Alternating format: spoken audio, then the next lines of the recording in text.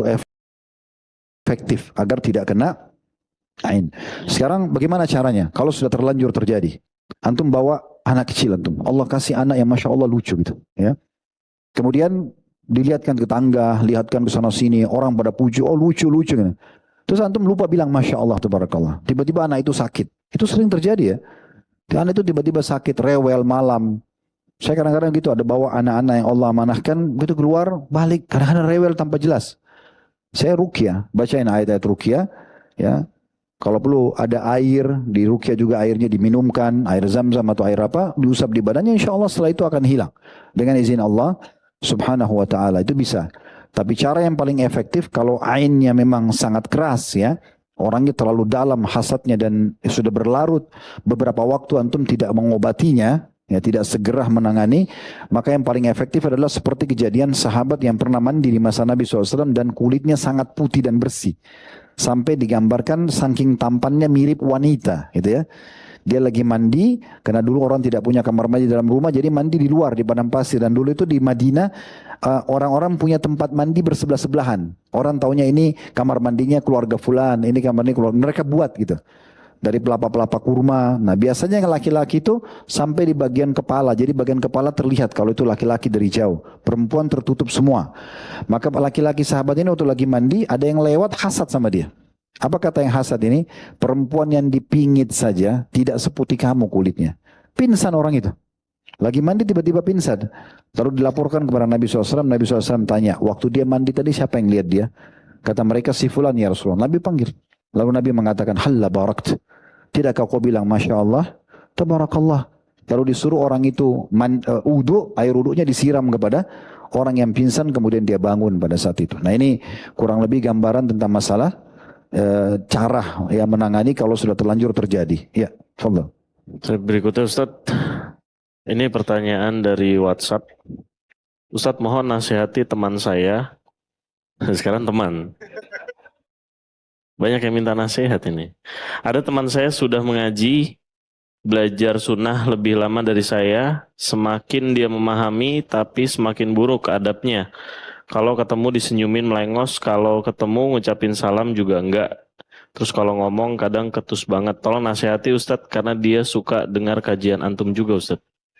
Jangan saya di bawah-bawah. Karena saya tidak pernah dukung yang begitu ya. Jadi orang subhanallah kalau dia tulus dalam menuntut ilmu teman-teman, dia memang niat antum datang begini bukan hanya seremoni, ngaremin masjid atau testimoni coba-coba saja. Dia tulus karena ingin dengar, ya, mengejar keutamaan halaqah majlisnya supaya dapat doa malaikat, dapat ketenangan, dianggap sedang di jalan Allah, kalau meninggal pun dianggap mati syahid orang kalau menuntut ilmu dan sekian banyak keutamaan misalnya. Itu pasti berefek kepada akhlak, karakter kita. Tapi kalau orang datang memang niatnya dari awal ria, pamer, ya, itu seperti ini efeknya. Enggak ada berkah dari ilmu itu. Jadi yang ada cuma penampilan saja dia, supaya dibilang dia pakai syar'i, supaya dikatakan dia selalu hadir di pengajian Ustadz Fulan, Ustadz Fulan. Biasanya ciri-cirinya ini selalu besar-besarkan dirinya sendiri.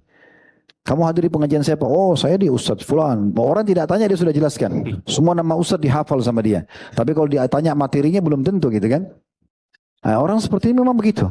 Ya, jadi tidak bisa dijadikan, justru kalau kami sarankan orang seperti ini jangan dijadikan sebagai teman. Ya, kalau orang betul-betul tulus menuntut ilmu teman-teman, harusnya ilmu itu menjadi cahaya hidupnya, pelita hidupnya. Justru makin senyum, makin ramah, makin salam. Ini kalau disenyum nggak mau balas, salam juga nggak mau balas. Ini ajaran dari mana ini?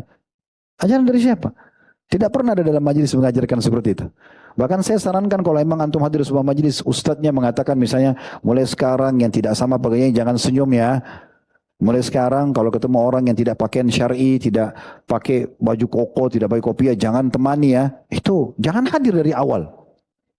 Pengajar yang benar adalah justru memerintahkan dan mengajarkan jemaahnya. Kalau yang sudah dapat hidayah, kita dukung supaya makin rajin ibadah. Yang belum dapat hidayah, rangkul. Berikan petunjuk, jadikan mereka sarana kita raih pahala. Justru yang belum dapat hidayah ini kesempatan kan. Mungkin dia jadi sholat dengan kita sampaikan, tutup aurat. Ini ajang pahala.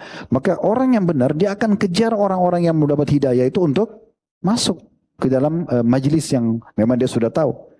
Kemarin kan sempat kalau nggak salah di bulan lalu ada pertanyaan itu ya. Iya. Yang seorang penyanyi wanita akhwat belum pakai hijab. Kita bilang selamat datang, ini pengajian terbuka untuk semua orang, gitu kan.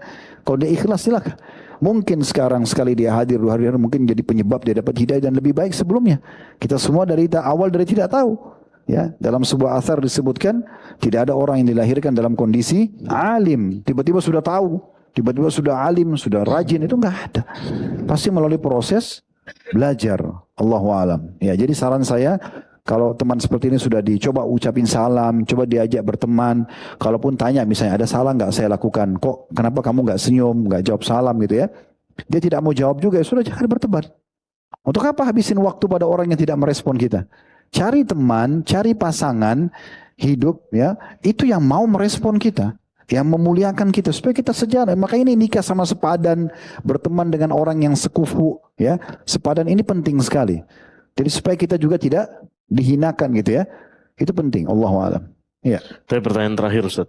Alhamdulillah. Ustaz, saya seorang akhwat. Saya masih penasaran Ustaz. Apa betul di neraka itu kebanyakan kaum wanita? Padahal kejahatan kebanyakan dilakukan oleh laki-laki Ustaz.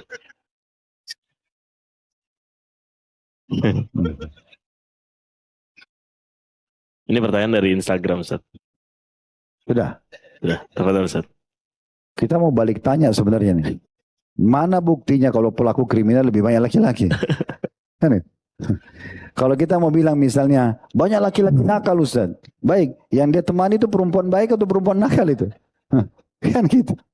Kebanyakan rumah tangga orang rusak juga karena wanita. Jadi lebih baik jangan memvonis laki-laki lebih banyak buat dosa atau perempuan lebih banyak buat dosa. Kita kembali kepada penjelasan ulama. Bagaimana memahami hadis Nabi SAW yang berbunyi pada saat menjawab respon dari seorang sahabiat Nabi. Perempuan mengatakan, ya Rasulullah, waktu Anda buat laki-laki cukup banyak. Tolong luangkan waktu buat kami khusus, kaum wanita.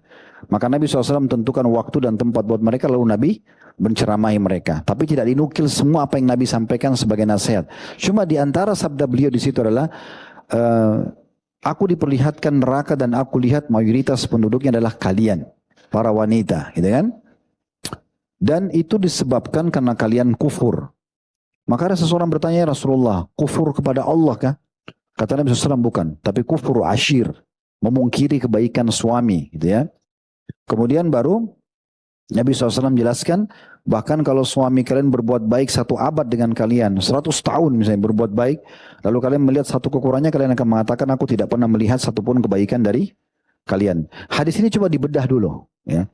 Nabi SAW seakan-akan dalam hadis ini membatasi wanita yang mayoritas masuk neraka, statusnya istri plus ya suka membangkang dan memungkiri kebaikan suami. Itu yang mayoritas masuk neraka. Kan gitu ya? Ya. Itu makna hadisnya kan gitu. Bukan semua wanita begitu saja. Ya. Ada sebagian ulama mengatakan bisa juga bermakna bahwasanya kalau dibandingkan jumlah laki-laki sama perempuan di neraka, perempuan lebih banyak. Bukan karena mereka itu lebih banyak dalam arti kata berarti dibandingkan sama laki-laki, bukan. Tapi karena memang Allah ciptakan mereka lebih banyak jumlahnya. Sehingga mereka banyak di neraka, mereka juga banyak di surga. Mereka juga banyak di 2 tempat ini. Kan gitu. Ini maknanya. Jadi kalau kita kembali kepada pendapat para ulama, bukan seperti apa yang difahami. Jadi dianggap seakan-akan wanita itu buruk. Hanya dikatakan tadi, padahal yang banyak buat kriminal laki-laki, kan gitu. Padahal sebenarnya bukan seperti itu. Ya, jadi bisa bermakna 2 tadi itu ya. Itu yang Allahu a'lam yang benar. Jadi nggak usah putus asa dengan itu. Selama Anda menjadi seorang istri dan betul-betul mensyukuri nikmat Allah melalui suami tersebut, Anda tidak kufur asyir, maka Anda akan aman dari situ.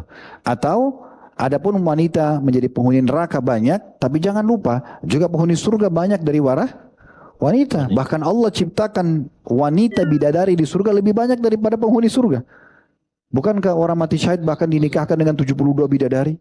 Satu orang nih pasangannya 72 wanita, berarti harusnya jumlahnya lebih banyak memang di surga. Yang Allah ciptakan, begitu juga yang masuk dari muka bumi ini gitu kan. Nabi SAW sendiri, 9 orang pasangan hidup beliau masuk bersama-sama di surga. Kan gitu. Jadi memang ini harus difahami dengan pemahaman yang benar. Allahu a'lam. Baik teman-teman sekalian, itu saja yang kita bisa bahas. Sudah pukul 20 lewat 15 menit kurang lebih. Dan mohon maaf bagi teman-teman bertanya yang belum bisa dijawab semuanya, karena kita akan fokus sesuai dengan tema, dan insya Allah kita masih punya peluang di kesempatan-kesempatan akan datang lagi untuk terus membahas dengan izin Allah Subhanahu wa taala tanya jawab yang masuk insya Allah. Kalau benar dari Allah, kalau salah dari saya mohon dimaafkan. Subhanakallahumma bihamdika asyhadu an la ilaha illa anta astaghfiruka wa atubu ilaik. Assalamualaikum warahmatullahi wabarakatuh. Astagfirullah.